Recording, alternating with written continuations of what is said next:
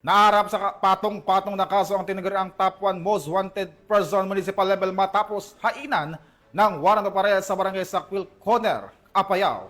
Ang kabuuan ng report mula kay Patroluman Jesly Sabado.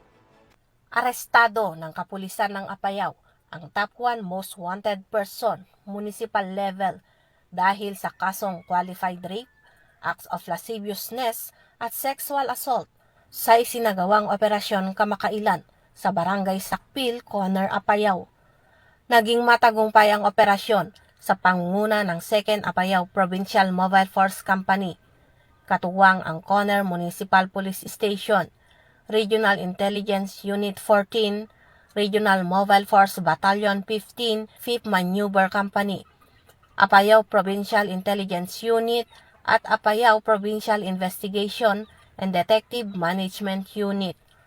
Naaresto ang suspect sa bisa ng warrant of arrest na inisyu ng presiding judge ng Regional Trial Court Branch 26 sa Luna, Apayao, kaugnay ng nasabing mga kaso na walang inirekomendang piyansa. Kasalukuyang nasa kustodiya ng Corner MPS ang suspect para sa kaukulang dokumentasyon bago i-turn over sa kinaukulang korte.